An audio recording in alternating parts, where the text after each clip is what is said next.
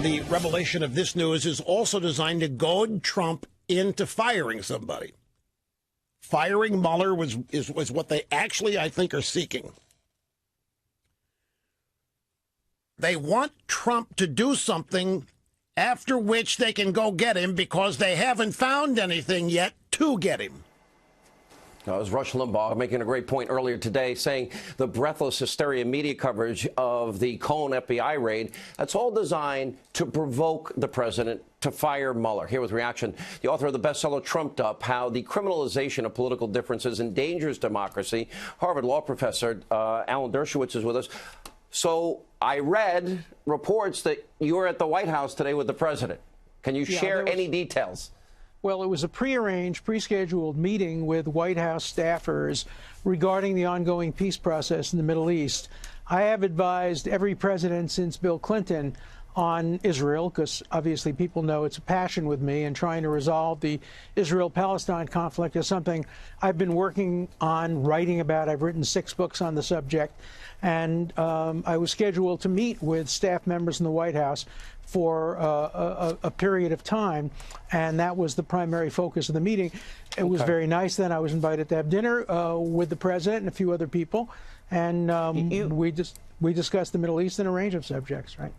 Well, it's a subject we also agree on, by the way, and we have for many, many years. And we made a lot of progress, by the way, with this president doing things that no other president has done, which you got to give him so much credit for. Absolutely. We got a lot of commentary on your appearance last night, and you've even taken it a step further, that this raid of the president's private attorney in his office, in his home, and he was staying in a hotel, I guess, because of construction, that you say violated constitutional rights, Professor. Well, you can't just go and sweep up all lawyer-client privileged information and then give it over to some FBI agent or a low-ranking U.S. attorney and say, well, go through it. And the stuff that isn't privileged, turn over to the prosecutors. The stuff that is privileged, well, you can read it and you can study it, but you can't give it to prosecutors. The Fourth and Sixth Amendment don't just protect against use of evidence in a criminal trial.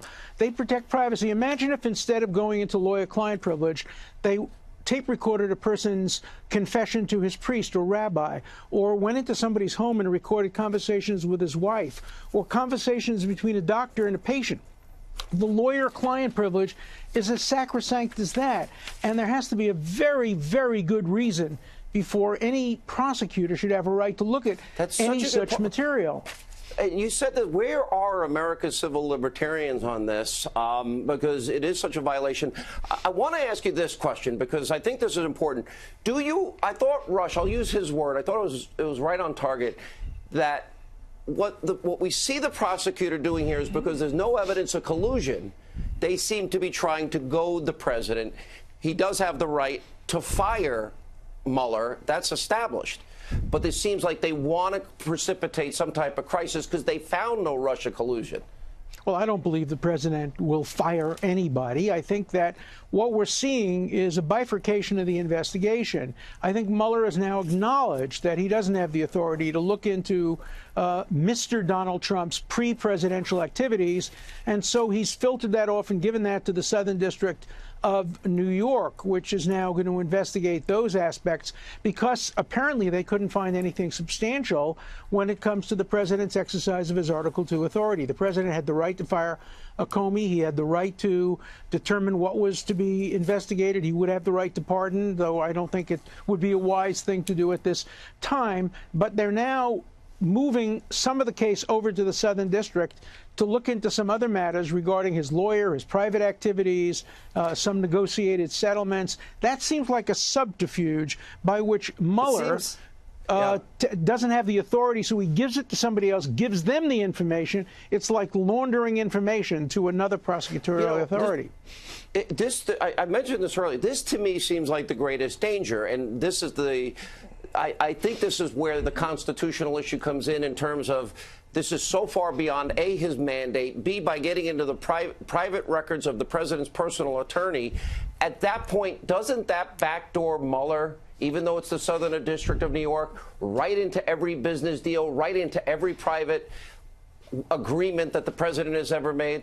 He's trying to have it both ways. He's trying to say, look, I'm not looking into this, but I'm just giving the material over to the Southern District for them to look into it. But the Southern District never would have gotten the material but for the fact that Mueller investigated and discovered some of this material. And, you know, it's a dangerous thing to start intruding into lawyers' offices. It will make it much harder for people to trust their lawyers, their doctors, their priests, their spouses, when people will say, look, even the president's most confidential communications with his lawyer can now be searched just based on probable cause, which is a very, very low standard. I think there'll be great distrust of relationships that are very important to American society, confidential relationships between a priest and a penitent and a doctor and a patient and a lawyer and a client. That's not a good day for democracy.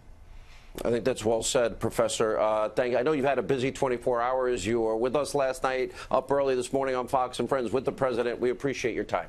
Thank you.